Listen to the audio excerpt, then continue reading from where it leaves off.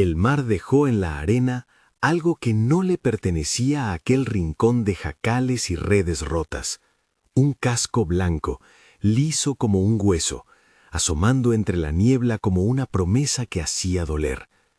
Matilde lo vio antes de que nadie más se atreviera a acercarse, porque fue el hambre quien la despertó y la empujó fuera de la choza cuando aún no había amanecido del todo. El hambre tenía voz en su casa. Tomaba la forma de un llanto apagado en el pecho de Sofía, de la mano de Tomás que apretaba su falda para pedir pan, de los dos pares de ojos pequeños que miraban a la puerta esperando que su madre volteara con algo en la mano. Esteban había ido con la marea y no había vuelto. Desde ese día, el jacal pareció empequeñecerse hasta caber en la sombra de la deuda que don Anselmo extendía como una red. El cacique de la costa no era solo quien cobraba, lo era todo: el terraplén, el crédito, la ley que caminaba con botas de lodo. Ayer, cuando el carretero vino tambaleando con la carta de desalojo, Matilde esperó que alguien fuera a defenderla. Nadie llegó. Solo el viento trajo la voz de don Anselmo desde la casa grande.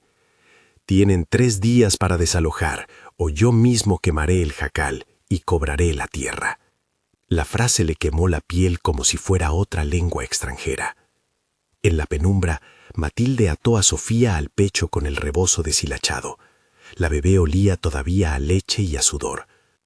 Tomás, el mayor, salió a hurtadillas, descalzo, con la cara de quien no quiere aprender a envejecer. Los otros chicos respiraban como si fueran barcas pequeñas amarradas a su madre. Inés todavía dormía con la cabeza sobre la pierna de la abuela que ya no estaba, y Miguel se despertó con los dientes apretados. Matilde los miró a todos. Su propia hambre se volvió una decisión que no era suya. Había que hacer algo. La caminata hacia la playa fue un rosario de olores: el barro de la senda, las algas pegadas como mantos descompuestos, el matojo de sal que raspa la lengua. Los niños preguntaron poco. El silencio les salía en forma de pasos lentos. Tomás sostenía la lámpara de aceite que su padre había dejado. La llama temblaba, a veces casi se apaga, y Matilde la protegía con la mano como si fuera un ojo. Hacía frío de niebla. A lo lejos, la línea del horizonte era una costra de plata y humo. Cuando la figura blanca apareció entre el vapor marino, los niños se quedaron detrás de Matilde como si temieran romper la escena. No era un bote de pescadores, ni una chalana hecha con tablas remendadas. Era algo que brillaba y apestaba a otra vida: terciopelo que debía ser rojo, cuerdas barnizadas, ventanillas con cristales tupidos de sal, una urna de madera con dorados que parecían no haber conocido el lodo.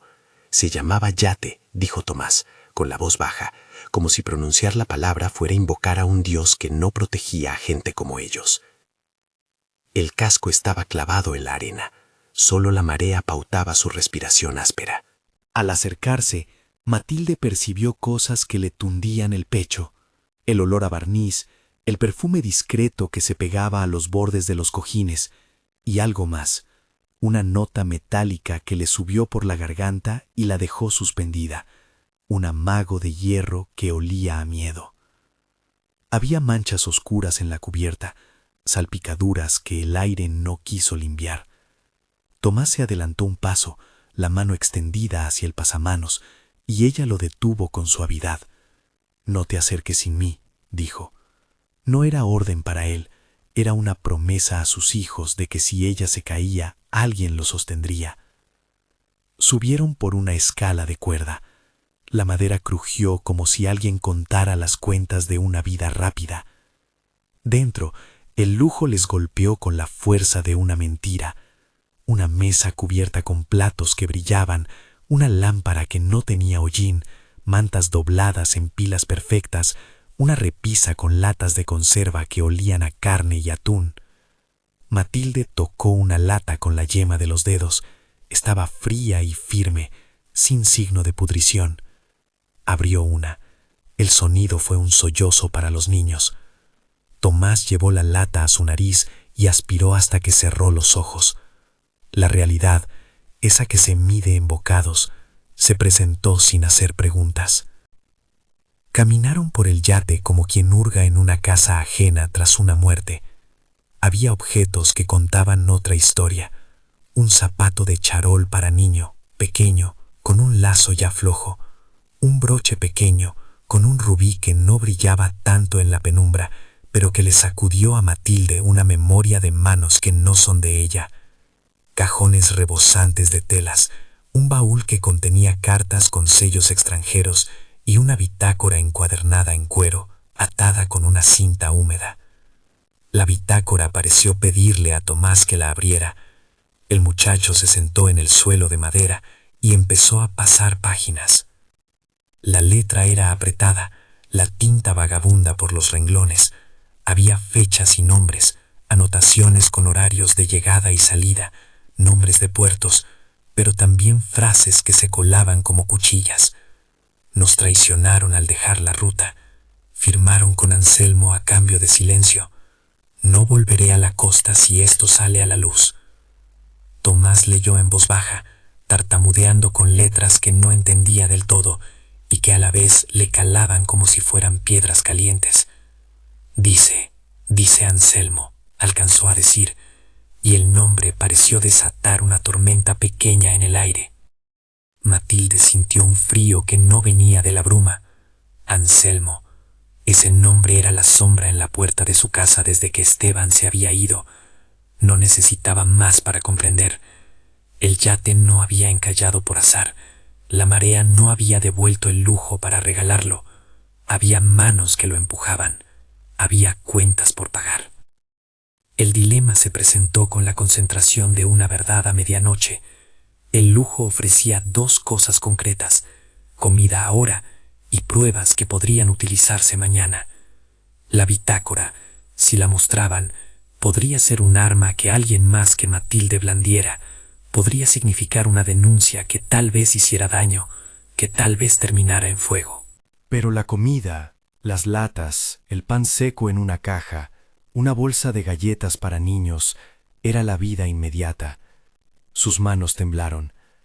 Había aprendido desde que la viudez le pesaba en los hombros que las decisiones no son actos heroicos, sino cuentas que se suman y restan. Comer o esperar a que la justicia nazca en otro lugar. Tomás, con la bitácora abierta en su regazo, miró a su madre como si contuviera la brújula del mundo. «Podemos llevar solo algunas latas», sugirió, con esa cautela de los chicos que saben negociar con la supervivencia. Matilde pensó en los ojos de Sofía, en Inés que se dormía con hambre, en Miguel que había dejado de decir mamá por costumbre. Tomás no comprendía la radio de la política, no sabía que un nombre en una libreta podía valer más que 100 latas. Para él, la página manchada era un misterio que tal vez solo fuera importante en los barrios de los ricos. Escogió con la prisa que concede la necesidad, latas de carne, 2 paquetes de galleta, una caja de conservas con frijoles. Las metió en un saco que encontró en la bodega. La sensación de robar la mantuvo vigilante. Porque robar no es un acto limpio, se queda pegado en la piel. Matilde lo sabía y lo sintió con cada paso que dio hacia el camarote. Tomó también el broche, pequeño, y lo escondió dentro del forro del vestido. No fue por codicia, fue por cálculo. Un broche puede valer más que una semana de trabajo mal pagado. Un broche puede comprar pasajes en un tren. Puede, pensó con una dureza que casi la sorprendió, comprar la libertad de sus hijos por unos minutos que no serían héroes, sino un billete. Tomás siguió leyendo. En la noche del 18 dejaron al niño en la bodega. No era nuestro. Anselmo dijo que selláramos la boca del pescador, que si hablaba, la marea se lo llevaría. La letra se deshizo en puntos, como si el autor hubiera temblado al escribir. Tomás escribió algo que fue más a los ojos que a la mente. ¿Quién puso ese zapato? Señaló con el dedo la fotografía, o el dibujo, o el resto de la página donde, debajo de una mancha, aparecía el nombre de la tripulación. Matilde sintió la sangre tirar hacia la boca, una sensación de urgencia que le dijo que ese papel, más que un mapa, era una trampa. El carro del cacique puede aparecer en cualquier momento, murmuró Tomás. No era una amenaza hueca. Don Anselmo tenía ojos que llegaban lejos y hombres que se movían como sombras por el monte. Matilde guardó la bitácora de nuevo, la miró con reverencia y con repulsión, como si fuera una cosa que podía quemarla y salvarla a la vez. Dejó la bitácora abierta un instante más. Si otros podían leerla, podían reclamarla. Si la guardaba, sería una verdad arrinconada en su falda.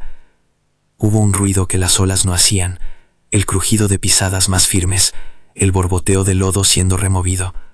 Matilde levantó la vista. La niebla parecía tensarse como una cortina que alguien iba a correr. Escuchó el farfullo de voces adultas, graves, que no venían de los niños. Su cuerpo se movió antes de que la mente le diera orden. Cerró la tapa de una caja, metió un paño sobre un mantel que brillaba, guardó una cucharilla de plata en el bolsillo y luego palideció cuando la idea de lo que hacía le atravesó la espina dorsal. Cada cosa que metía en su saco era una palabra que le diría al mundo que alguien había pasado por aquí. Cada paso que daba era un rastro. Tomás, en la escotilla, aún se aferraba a la bitácora. «Mamá», dijo, y la voz le tembló. «¿Y si eso sirve para obligar a alguien a ayudar?» Matilde pensó en preguntar quién podía ayudarles. En la costa la ley era un sueño que solo tomaba forma en fiestas de otras personas. ¿A quién pedirían cuentas a Anselmo? El juez estaba en la ciudad, la policía en manos de hombres que preferían no mirar. La bitácora no era un pasaporte hacia la justicia, era un fósforo en una bodega llena de pólvora. Pero había otra verdad inapelable. Los niños lloraban. Sofía, con la boca pegajosa, empezó a chillar cuando Matilde abrió la tapa de una lata. El sonido se le metió entre los huesos. La mujer se inclinó, abrió la lata y sin utensilios puso la carne tibia en la mano de la niña. El movimiento fue primitivo, eficaz. Inés y Miguel se abalanzaron. Los ojos de Matilde se llenaron de lágrimas que no eran solo por la emoción de la comida, eran por el recuerdo de Esteban, por las promesas rotas, por la rabia contenida en noches sin sueño. En la cubierta del yate, entre el brillo incontaminado y la putrefacción mínima, se tejió un momento de felices salvaciones. Los niños comieron, los cuerpos se hincharon un poco de esperanza. Ese instante de tregua tuvo precio. Mientras los niños llenaban sus vientres, Tomás descubrió una caja más pequeña, metida bajo una tabla suelta. Dentro, envuelto en un paño de seda, reposaba un broche de oro con un rubí oscuro como sangre seca. Era pequeño, perfecto, una pieza que parecía decir que la belleza no elige lugares. Al verlo, Matilde sintió que su vida se bifurcaba. El objeto brillaba con la posibilidad de compra y también con la acusación de que aquello era un mundo que los había excluido por siempre. «Lo podemos vender», susurró Tomás. Había en sus palabras la inocencia de quien cree que el problema tiene un precio. Matilde miró el broche, lo olfató por un instante. El oro olía a metal y a sal, y recordó a Esteban con los dedos llenos de aserrín, tratando de arreglar el bote para que volvieran a pescar juntos. No había héroes en su memoria, solo manos que trabajaban. Tomás no podía comprender del todo que vender eso era pedirle a otro que aceptara el precio de su dignidad por la supervivencia. Ella pensó en las noches en que dejaron de pedir alimento a la iglesia por vergüenza. Pensó en la manera en que la gente de la costa miraba a los otros con ojos que medían la deuda. Cerró el puño alrededor del broche y por un segundo lo sostuvo como si fuese un corazón pequeño. Luego lo deslizó dentro del forro de su vestido, junto al pecho izquierdo. La cercanía del metal le marcó el ritmo como si fuera un nuevo latido. No era un robo sin culpa. Era una transacción con la necesidad que la obligó a mirar el mundo con más dureza. «Tenemos que bajar», dijo, con voz que intentó que no se quebrara. «Llévate la bitácora, Tomás, pero no la muestres, no la demos por gratis». Él asintió como quien recibe una orden que no sabe descifrar. Con la bolsa de latas al hombro y el broche escondido, comenzaron a bajar por la escala. La niebla los recibió con su mudez, como si el mar quisiera guardar ese secreto entre sus labios húmedos. En la playa, la arena dio un sonido diferente bajo sus pies, un crujido que les recordó la polvareda del camino a casa. Los chicos caminaban con una de esas prisas que son humildes y cautelosas a la vez. Su alegría por la comida no se mezclaba con ostentación, solo con una urgencia casi animal. Matilde vio a Tomás con la bitácora apretada contra el pecho, como si fuera algo que podía detener el tiempo. A lo lejos, una figura emergió entre la bruma, un carretero que jalaba una carreta con barro, la misma que tantas veces venía a cobrar las deudas. Pero el hombre no traía el modo lento de siempre, traía una expresión más dura, como si su sirena interior hubiera empezado a sonar. El carretero los vio y se detuvo. Su rostro se iluminó con una chispa que Matilde no supo si era alivio o miedo. Tenía miedo a que el cacique lo encontrara en la playa con alguien. Tenía miedo de que alguien lo viera y pensara que estaría con ellos. Los hombres en los pueblos obedecen a quien les asegura vida, y la lealtad muchas veces se compra con silencio. ¿Llevan algo?, preguntó el carretero. No era pregunta inocente, era una declaración. La pregunta pedía culpabilidad. Matilde apretó los labios. Un poco, dijo. No ofreció detalles. El carretero la miró con ojos que habían visto muchas cosas, y con una boca que no pronunciaba el nombre peligroso. Cuando la gente se enfrenta a la ley del cacique, las palabras se vuelven prudencia. En ese momento, desde la distancia, llegó un sonido de herraduras, un carro más pesado, con ruedas que no eran de carreta de pueblo, sino de aquellos carros que anunciaban a los poderosos. La voz que se oyó al acercarse tenía un timbre frío, conocido. Matilde. No hizo falta que dijeran apellido. El sonido se clavó como aguja. Matilde sintió como la sangre le volvió a la cabeza. La figura que se acercaba estaba acompañada. 2 hombres caminaban a la sombra de su porte. No eran campesinos, eran hombres como los que se visten con la impunidad. Tomás apretó la bitácora contra su pecho, pero Matilde sabía que esa piel de papel no la iba a proteger. Guardó la bolsa de latas entre las piernas del saco que el carretero ofrecía, y con la otra mano volvió a tocar el broche que latía junto a su corazón. Por primera vez desde la salida del yate, la decisión que había tomado se mostró en su costado más crudo. Tenía que elegir no solo qué llevaba, sino qué cara mostraría al mundo. ¿Sería la de la madre que tomó lo necesario o la de la mujer que cargaba con pruebas que podrían incendiar al pueblo?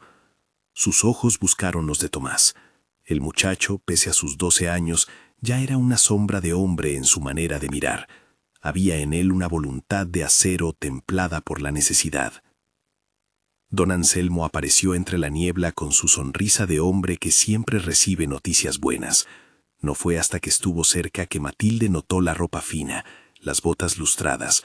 No había polvo en su traje, aunque la costa se empeñara en meterlo en todo. Sus acompañantes, 2 hombres de rostros cerrados, parecían prolongaciones de su voluntad.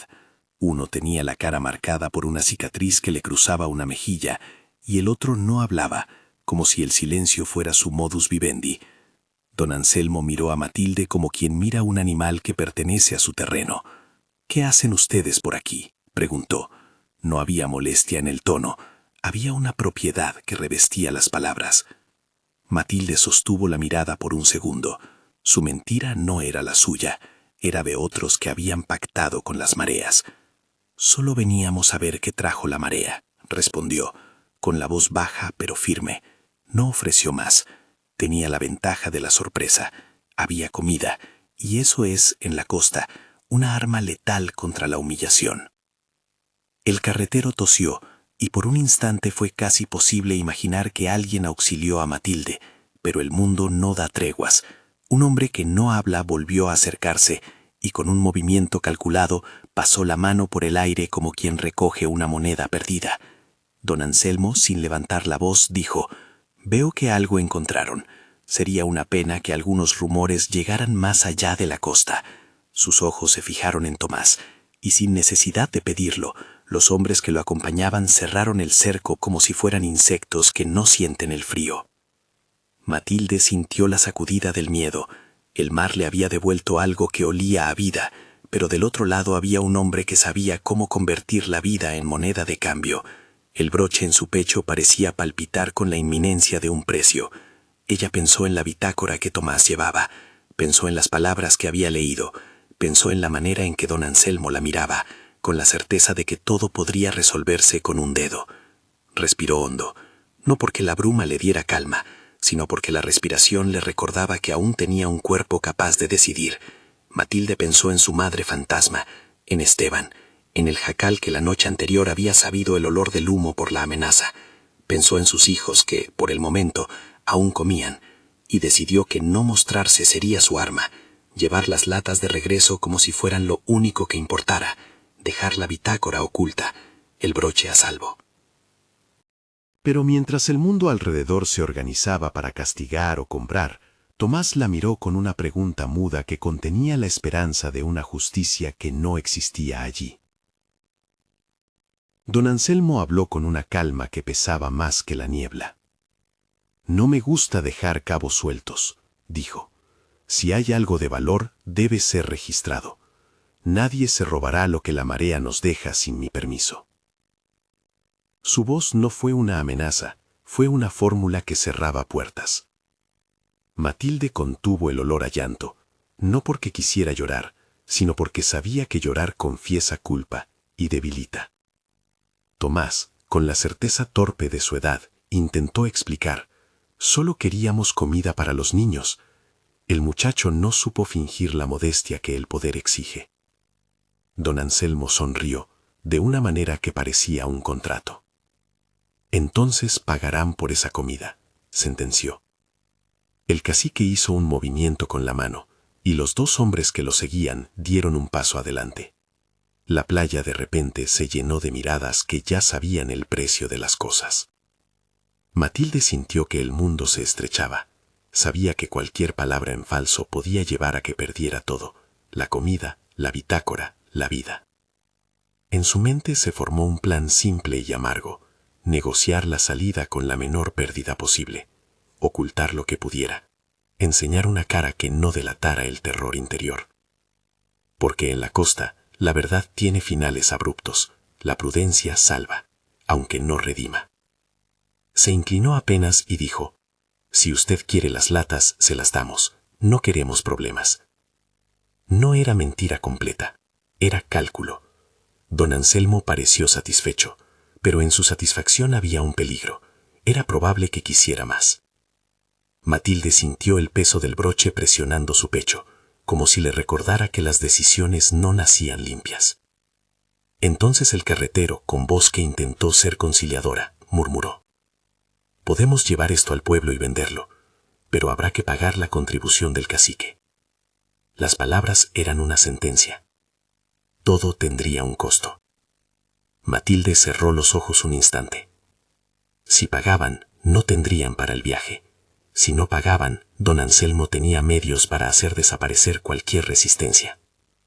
La bitácora, latente en el regazo de Tomás, vibraba como un animal enjaulado. Era al mismo tiempo la llave y la condena. Matilde apretó la mano de su hijo. «No hoy», dijo en voz baja. «Hoy nos vamos. Nos vamos y la llevamos con nosotros». No explicó más. Su plan era sencillo: huir hacia el monte, luego a Salina Cruz, vender lo necesario, comprar pasajes. Era una ruta imperfecta, pero posible. Don Anselmo ladeó la cabeza, como quien huele una amenaza que aún no comprende. «Si se atreven a mover esa bitácora, sabré a dónde buscar». No añadió más, porque no había necesidad. La advertencia colgó en el aire como un aviso de tormenta. Matilde supo de pronto que la vida que habían conocido no tenía retorno fácil, que huir significaba enfrentarse al rumor, que la bitácora podía ser su salvación o su ruina. Sin esperar más, Matilde tomó la mano de Tomás y tiró de él hacia la maleza. Los niños la siguieron con la mezcla de obediencia y perplejidad que los hacía frágiles. Al separarse de la playa, la sensación de que los ojos del pueblo los dividían se hizo tangible. Los pasos en la arena dejaron huellas que la marea quizá borraría, pero la memoria de las miradas quedaría como sal en las encías. Tomás apretó la bitácora contra su vientre, y cuando la niebla los tragó, Matilde sintió que algo dentro de ella había cambiado para siempre. No era solo una mujer que había perdido a su esposo, era la guardiana de un secreto que podía comprar libertad, pero también abrir una herida. Cuando llegaron al borde de la maleza, Matilde se detuvo. Desde allí se veía la playa donde el yate refulgía por un instante entre la bruma, como si quisiera despedirlos. Ella miró a sus hijos, miró al broche dentro del forro de su vestido, y por primera vez en mucho tiempo se permitió pensar en un futuro que no fuera una pelea por el pan. No era un futuro limpio, estaba manchado por decisiones, por miedo y por pérdida, pero era suyo para intentar. Nadie le regaló esperanza. la tomó prestada de la necesidad. En el sendero detrás de ellos, un sonido de ruedas más lejano se acercaba. No eran solo coches, eran rumores de que la costa comenzaría a preguntar, y que la pregunta podría volverse una tormenta. Matilde apretó la bolsa con las latas y con la otra mano tocó el broche, como quien reconfirma una promesa. Sus pasos hacia la selva fueron firmes. Sabía que el camino hasta Salina Cruz estaría lleno de ojos y lenguas, de manos y de acuerdos que medirían la duración de su libertad. Mientras avanzaban entre los árboles, la brisa les trajo un olor nuevo, la humedad de la selva, hojas rotas que olían a tierra viva, y algo más, un leve olor metálico que no pudo precisar.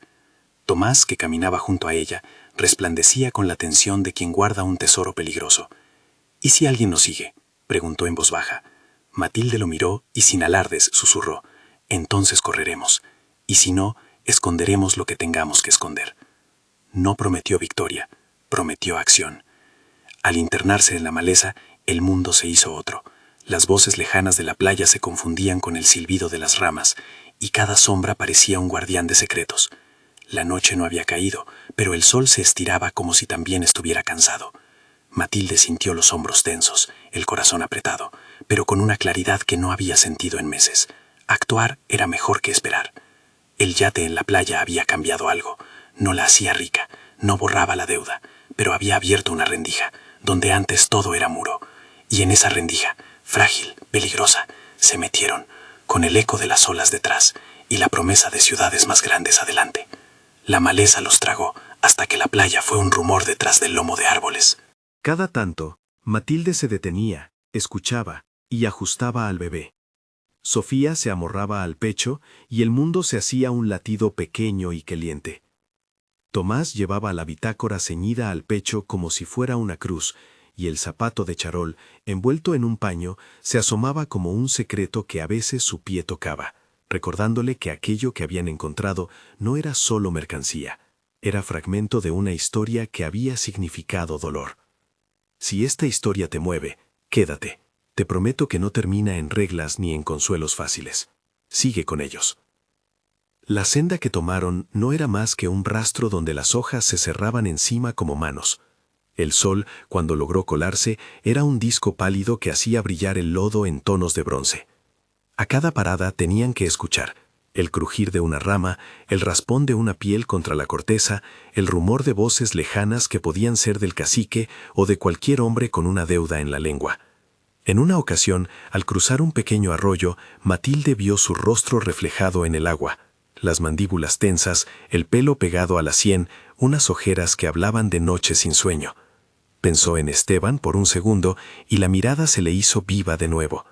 No era solo memoria, era una conversación rota que ahora debían continuar sin su voz. Pasaron por un sendero donde la maleza olía a fruta podrida y aceite viejo. Los niños caminaban en silencio, con la comida dentro del saco como un tesoro que hacía ruido a cada paso. Tomás, que solía leer las cosas como si fueran mapas, ahora recitaba las frases que había logrado guardar de la bitácora. Palabras sueltas, fechas, una mención persistente de 18 y de bodega. Las sílabas le salían entrecortadas, como si las estuviera midiendo. Anselmo, traición, dejaron al niño. Cada vez que las decía, Matilde sintió cómo se le abría una grieta en la espalda, la posibilidad de exponer al cacique y la certeza de que hacerlo los convertiría en objetivos. En algún tramo, de pronto, los vieron a lo lejos, un hombre conduciendo una carreta, la misma figura que habían visto en la playa, ahora con el rostro más tenso. Al acercarse, Matilde percibió que el carro iba cargado con leña, y el carretero miró a los niños con una mezcla de lástima y cálculo. Los ojos del hombre se movían como si evaluara hasta qué punto podía excusar una ayuda sin traerse encima el enojo del poder. «No se metan en problemas», dijo él en voz baja, como quien intenta no despertar a nadie. «El que mete las manos donde no debe, se queda sin ellas». La frase no fue una advertencia, sino una declaración de la ley que gobernaba el lugar. Matilde ofreció una sonrisa seca. «Solo vamos a la ciudad, no le daremos molestias». Guardó su bilis en la garganta y por dentro hacía cuentas. ¿Cuánto tardarían en llegar? ¿Cuánto costaría una cama si tenían que pagar por una noche? ¿Cuánto valdría el broche si encontraban a la persona correcta? El carretero los miró Y por un instante, Matilde vio en su expresión la tensión de quien ha sobrevivido al terror. Esa noche, durmieron bajo un techo prestado, un cobertizo en donde un hombre mayor les dejó un rincón a cambio de sopas y promesas. Matilde se sentó fuera, con los niños arropados, y miró la bitácora extendida en su regazo. Tomás se había quedado despierto, los dedos acariciando el borde del zapato que aún conservaba el brillo seco del charol, como una cáscara que no encajaba en el barro de la costa. «Mamá, ¿crees que alguien escuchará si llevamos esto a la ciudad?», preguntó, con voz que pretendía ser fuerte. «Escucharán», respondió ella, sin alardes. «Pero escuchar no es lo mismo que hacer». En la voz de Matilde había la paciencia de quien ya había aprendido que la justicia, cuando existe, no viene envuelta en banderas, viene envuelta en trámites, en dinero, en ruido de gabelas en casas de papel. Había además la certeza de que si Anselmo movía una ficha, la respuesta sería rápida y cruel. Aún así, por primera vez en meses, sentía que el camino no era solo huida, podía ser salida. Al amanecer, salieron hacia Salina Cruz. El viaje fue un poema de polvo, carreteras de cabras, estaciones de parada donde los hombres bebían mezcal en vasijas pequeñas, y un mercado que era un mapa en idioma de olores. La ciudad recibió a Matilde con su densa geografía de gente, compuestos que ofrecían todo lo imaginable: pescado, telas, armas de juguete, piezas de metal. Allí, entre la multitud, la bitácora se volvió una reliquia peligrosa. Matilde la llevó escondida, porque sabía que si alguien notaba aquellas páginas, podrían transformar a sus hijos en moneda de cambio. Buscar a alguien que les creyera no fue fácil. Se acercaron a la iglesia, donde un sacerdote de rostro curtido los escuchó por breves minutos, con los ojos claros debajo de la visera de su sombrero. «Hay hombres que tienen testaferros por nombre y miedo por apellido», dijo el cura con una lentitud desoladora. «Si vienes con pruebas, vendrán a pedirlas, y si no tienes más que papel húmedo, te dirán que lo guardes bajo la almohada». Su consejo fue, a la vez, un escudo y una condena. Si vas a gritar, grita donde te oigan quienes no temen. Matilde salió con más dudas que certezas. La bitácora estaba en su bolsa, envuelta en un tejido aceitoso para prevenir la humedad. Tomás, que ya había aprendido a leer letras como si fueran lianas, pasó horas repitiendo fragmentos para fijarlos en la memoria. Él creía, con esa fe casi infantil que a veces tiene la juventud, que la verdad escrita era suficiente. Matilde lo miraba y pensaba que la verdad, por sí sola, no compra pasajes ni paga hospedaje. La verdad necesita medios para llegar hasta donde deben llegar. Fue en el mercado donde escucharon por primera vez al turco, aunque su nombre era otro. Tenía un puesto pequeño, una especie de mostrador atestado de objetos empeñados, relojes con pilas antiguas, sortijas con grava de colores, plumas que habían perdido su plumaje. Su forma de hablar era rápida, salada en giros, y sus ojos parecían capaces de ver el brillo donde otros solo veían polvo. Cuando Matilde lo miró desde la distancia, sintió en él una promesa peligrosa: dinero rápido, precio bajo, palabras que se disuelven. Pero antes de decidir vender, intentaron algo más: buscar a alguien de la ley. Fueron a la gendarmería, a la oficina del puerto, a donde escucharon 1000 veces que la ciudad tenía reglamentos. En cada mesa les ofrecieron café y un gesto que sonaba a compasión administrada. Nadie se movió. Matilde entendió que en un pueblo donde el cacique derriba chozas por diversión, las oficinas eran solamente lugares donde las plumas descansaban. Una tarde, cuando el cielo amenazaba lluvia, decidieron intentar la venta. El plan era simple y brutal: entregar el broche al primer comprador que pagara lo suficiente como para comprar boletos en el tren hacia el norte. No tenían ambiciones de riqueza, solo la urgencia de alejar a sus hijos del alcance de Anselmo. Tomás se resistía un poco.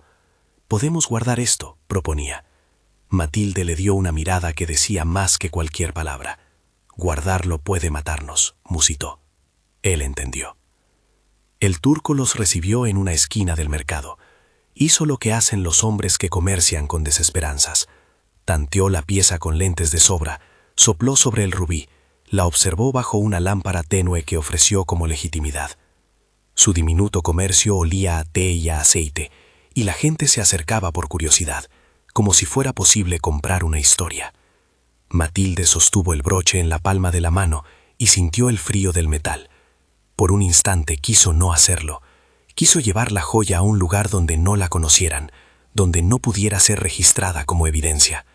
Pero la necesidad no espera por la memoria. ¿Es auténtico?, preguntó el turco con una voz que no era ni curiosa ni honesta. Su gesto medía cosas que no tenían relación con la moral. Lo es, dijo Matilde, pero su voz se quebró en la última sílaba. Ella no era joyera, solo sabía que el broche tenía valor. ¿Cuánto pide?, preguntó el turco. Su mirada era exacta, y el precio que ofreció fue más bajo que el valor sentimental de la pieza. Ofreció 50 pesos, y luego, cuando vio el brillo de la mirada de ella, ofreció 70. Matilde sintió que la oferta le arrancaba la piel. La cantidad no pagaba las noches de insomnio, ni el clamor de un niño por pan, pero pagaría lo suficiente para los pasajes. Tomás puso una mano sobre la de su madre. «¿Podemos pedir un poco más?», sugirió.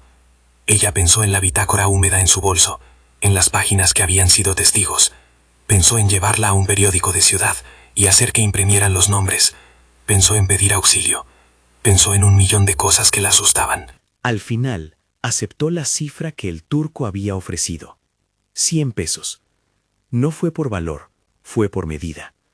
Por la humedad de la noche, por el sudor frío en la frente de sus hijos, por la idea de que quizá 100 pesos serían suficientes para subir a un tren.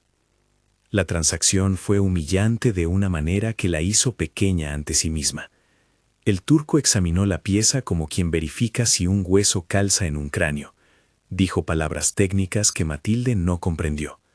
«Tiene memoria», dijo por lo bajo, como si compartiera un rumor que debía circular en voz baja. «Las piedras no olvidan», no explicó. Lo dejó colgado en el aire como una sentencia.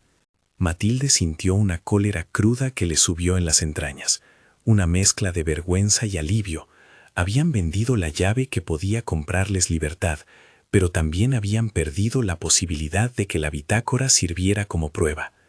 Aún así, con el dinero apretado en la mano, supo que la decisión era acertada en lo práctico. Podían comprar boletos y desaparecer. La noche en que compraron los billetes, la lluvia se desató. No una lluvia de limpieza, sino una que parecía querer borrar todo: manuscritos, marcas, rastros. La bitácora, que habían dejado en un morral para protegerla, se empapó. Matilde intentó cubrirla con tela, luego con papeles de periódico, y el agua igual se coló. Cuando, al día siguiente, la abrieron con manos temblorosas, las letras se habían corrido como si el viento hubiera decidido escribir otra historia. Partes se habían pegado, las fechas eran ilegibles, y lo que antes había sido una prueba fue ahora un amasijo de tinta que se desprendía al tacto. Tomás arrancó 2 páginas para intentar salvar algo, pero las que quedaron se deshicieron en sus dedos como si fuesen ceniza mojada.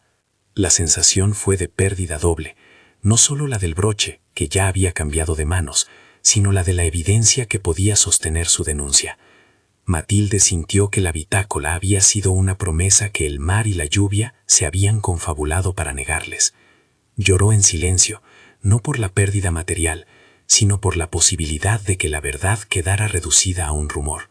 Esa madrugada, mientras empaquetaban lo que quedaba, hubo ruidos abajo, voces, pasos, un golpe seco, el rumor de botas que no eran de pescadores.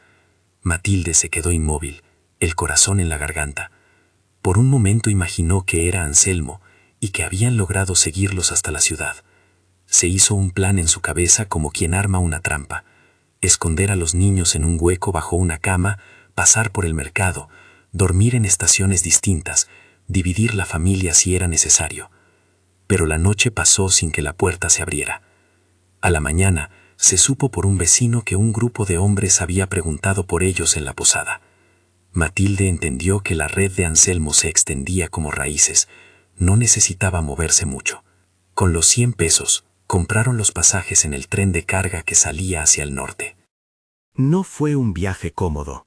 Las literas eran muy pocas, y el resto era espacio de madera y olor a aceite.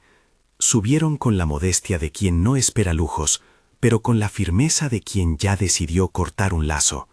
Matilde pagó por 4 asientos, los demás viajaron como pudieron. En el andén, antes de subirse, Matilde guardó el zapato de charol en la bolsa interior de su vestido.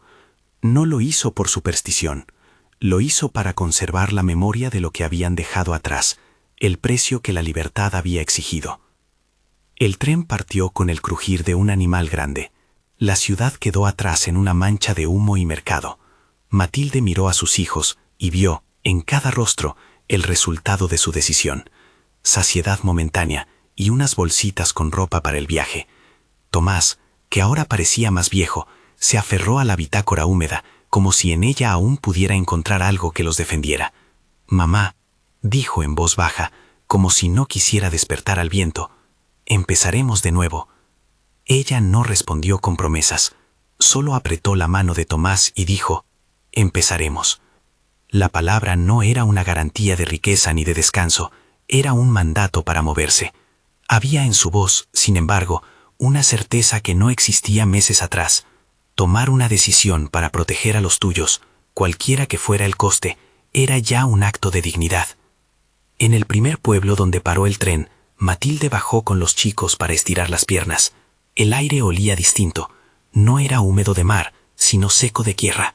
Había mercadillos y vendedores ambulantes. Algunos viajeros se quedaron, otros continuaron su marcha. Matilde contó el dinero. Quedaban monedas para comida y 2 billetes que pagarían el siguiente tramo. Repartió las monedas con una exactitud que la sorprendió a ella misma.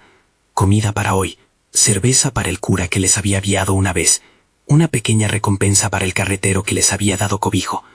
No lo hizo para comprar apoyos, lo hizo como quien salda una deuda en la que hay algo de humanidad. Esa noche, en un vagón desgastado, con los niños acurrucados y el bebé dormido, Matilde se dejó llevar por una fatiga que no era solo corporal. La cabeza le dolía de tanto haber tomado decisiones. Soñó en fragmentos. El zapato brillando en la cubierta del yate, la cara de Esteban al sonreír, la sombra de don Anselmo, el turco con sus lentes. En el sueño, la bitácora estaba intacta. En otro fragmento, la vendía por el doble. Despertó con la sensación de que había cambiado algo en su sangre. Ahora existía un desplazamiento interior, una separación entre quien era antes y quien sería si lograba llegar. El viaje continuó. En la ventana, el paisaje se volvía más árido, y los niños empezaron a hablar sobre cómo sería el norte. Casas grandes, trabajo en fábricas, luz eléctrica. Sus palabras eran cuentos que la esperanza les había prestado. Matilde escuchó y sonrió, aunque sabía que lo que encontrarían no sería fácil. Lo que sí era claro era que la costa les debía noches de miedo y que allí no tenían futuro. Llegaron a una estación en la que se anunciaba un tren más lento hacia la dirección en la que deseaban continuar. Allí, en el andén, Matilde decidió algo con la misma certeza que había tomado la bolsa de latas. Guardaría el zapato, no lo vendería. No lo hacía por orgullo, lo hacía para no perder la memoria. El zapato era testigo de la mañana en que el mar les devolvió algo que cambió su vida. Era prueba de lo que estuvieron dispuestos a hacer para salvar a los suyos. Matilde lo sacó con cuidado del forro de su vestido y lo puso en las manos de Tomás. Él lo sostuvo, lo miró, lo olió y por un instante cerró los ojos como si quisiera memorizar el sonido que hiciera contra la palma. «Guárdalo», dijo Matilde, «que te recuerde por qué nos fuimos». No añadió moralidades, solo dejó la instrucción. Tomás apretó el zapato contra su pecho, como si fuera un talismán que no necesitara magia para valer. Matilde entendió que, en algún punto, el zapato sería la herencia que les contaría la historia, no riqueza, sino el precio de la vida que habían elegido comprar. Mientras el tren seguía, Matilde pensó en la bitácora perdida, en el broche vendido y en la lluvia que había corrido las letras. No hubo justicia en el camino, hubo supervivencia. Esa era la verdad que la acompañaba. Sabía que en la costa quedaban heridas abiertas y que don Anselmo seguiría reinando en su terreno. Pero también sabía que la vida de sus hijos ya no estaba pegada a la sombra del cacique. Eso, en el fondo, era lo que el yate había traído, una posibilidad de ruptura. El último tramo del viaje los llevó a un tren de carga con vagones menos concurridos. Los niños se acomodaron sobre sacos y Matilde contempló el paisaje. Llanuras, casas dispersas, un hombre que intentaba arar un campo con una mula obstinada. En una de las paradas, un vendedor ambulante subió al vagón ofreciendo pan y tamales envueltos en hojas. Matilde compró con gusto, imagino que como quien celebra una pequeña victoria. La vida a veces se reduce a comer caliente en un vagón sin más pretensiones. Esa noche, ya cerca del destino que se habían fijado, Matilde sacó de nuevo el zapato y lo miró a la luz de una lámpara que parpadeaba. Tomás dormía con la cabeza sobre sus rodillas y Sofía succionaba con fuerza. Matilde pensó en el futuro y en lo que haría con los 100 pesos que quedaban. Quizá un cuarto humilde por 1 o 2 noches, quizá ropa para los chicos, quizá una promesa de trabajo que no llegaría sino con paciencia. Ella se permitió imaginar una casa pequeña, con una ventana donde el sol entrara por la mañana y donde nadie viniera a decirles que su tiempo había terminado. Cuando llegaron al andén final, Matilde bajó con los niños. Había un ruido diferente, una mezcla de voces en idiomas que eran ecos del movimiento y de mercancías que olían a lejía. Siguió el plan que había trazado semanas antes: no quedarse en la primera ciudad más grande, no llamar la atención, repartirse el viaje hacia lugares donde la gente no conociera su historia. Compró un pasaje para una mañana y con el resto pagó por una noche en una fonda modesta. Antes de acostarse, sacó el zapato y lo puso en la mesita. Se quedó mirándolo un rato largo. Sentía en su pecho un hueco y una plenitud a la vez. Habían comprado la libertad con lo que tenían, y la libertad llevaba su precio. A la mañana siguiente, antes de partir, Tomás la llamó a un lado y le mostró algo: el borde de una página, una letra que había logrado arrancar de la bitácora antes de que la lluvia hiciera su trabajo. Tenía una palabra que, pese a todo, seguía siendo clara: traición. No era mucho, pero era un fragmento que les recordaba que la verdad alguna vez había estado completa. Tomás lo guardó como si fuera una reliquia, y Matilde sintió que, aunque la justicia fuera esquiva, ellos tenían la memoria para contar. Subieron al tren por última vez. Matilde se sentó junto a la ventana, con los niños dormidos en su regazo, y cerró los ojos por un momento. No estaba segura de qué los esperaba en el norte: puertas abiertas o más cerrojos. Lo único que sabía fue que, por primera vez en mucho tiempo, la decisión la había puesto frente a otra posibilidad: la de construir una vida donde las deudas no fueran un látigo constante. En la penumbra del vagón, un hombre se sentó a su lado y les dio una mirada que no era ni curiosa ni juzgadora. Tenía en la mano un cigarrillo que no encendió. «Buen viaje», dijo, sin más. Matilde asintió. No le contó su historia, no era tiempo. Las historias que valen la pena casi nunca se narran de una vez. Se viven en hilos, en decisiones pequeñas, en el modo en que se aprenden a mirar a los hijos. El tren arrancó. La estación quedó atrás. El humo se volvió una nube que se desgarraba en tiras. Matilde sacó el zapato de la bolsa y lo puso sobre su regazo. Lo tocó una vez más, como quien cierra una ida con cariño. No lo pondría en una vitrina, lo guardaría. Y tal vez, cuando los niños fueran mayores, les diría: esto es lo que costó todo. No lo dijo en voz alta, porque las palabras a veces llegan tarde. Lo mantuvo en la palma, caliente por el roce, con la convicción taciturna de que la memoria no se vende.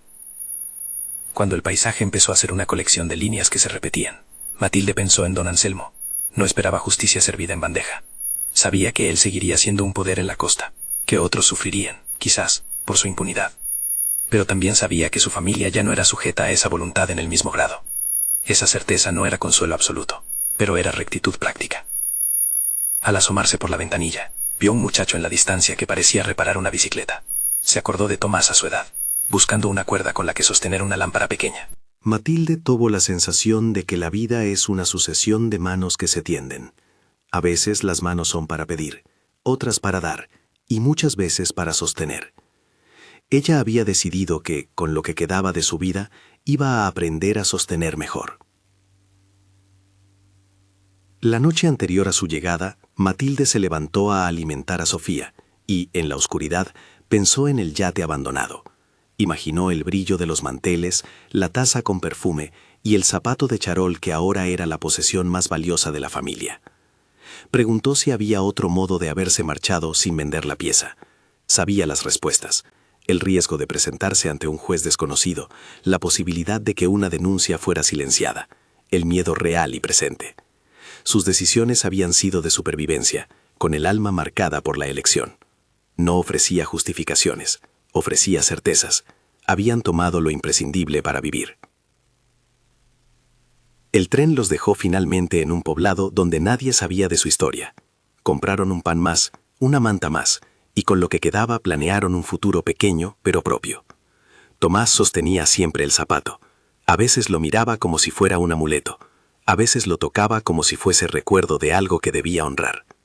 Matilde se dio cuenta de que el objeto había mutado. Dejó de ser un indicio de crimen y pasó a ser un talismán de memoria, un recordatorio tangible de que la libertad tiene precio. La viuda que había encontrado el barco había cambiado. Ya no era la mujer que el mar dejó sola. Ahora era madre con un plan y con heridas que sanaban a ritmo propio. Sabía que la vida no ofrecía redenciones rápidas, que la corrupción continuaría y que otros pagarían quizás por su silencio. Pero también sabía algo más, que la acción, por torpe y manchada que fuera, había dado a sus hijos un camino que no estaba en manos del cacique. En el vagón donde decidieron pasar la primera noche en su nuevo destino, Matilde dejó el zapato sobre la mesa y miró a sus hijos dormir. La respiración de ellos era un compás que la consolaba. Sofía se movía, soñaba, y Matilde, con el pulgar, repasó el borde del charol una vez más. No pensó en gloria, pensó en continuidad, que aquello que habían hecho sirviera para vivir, para educar a los hijos, para plantar algo que, con paciencia, pudiera crecer. Antes de que el sueño la alcanzara, susurró a los niños una frase que no fue promesa ni dogma, sino un juramento modesto. Hemos comprado un tiempo, que lo usemos bien. Y así, con la mañana por delante y la certeza de que la vida sería trabajo y ajustes, dejó la palabra fluir en la penumbra. La historia de la viuda y el del barco no encontró justicia inmediata en las páginas de un periódico ni en la caída del cacique. Encontró, en cambio, la resistencia humilde de una mujer que eligió a sus hijos sobre la indignación pública y una libertad que llegó empaquetada en bicletes pequeños. El broche pasó a manos de otro, la bitácora se deshizo bajo la lluvia, el zapato quedó como herencia simbólica. Matilde se alejó con ellos, con la convicción de que había cambiado su vida.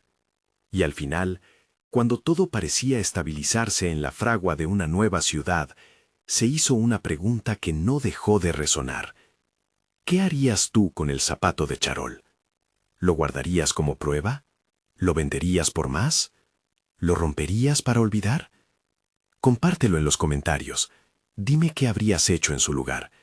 Y si esta historia te llegó al corazón, suscríbete y compártela con alguien que valore las historias de mujeres que, con lo poco que tienen, deciden salvar lo más precioso.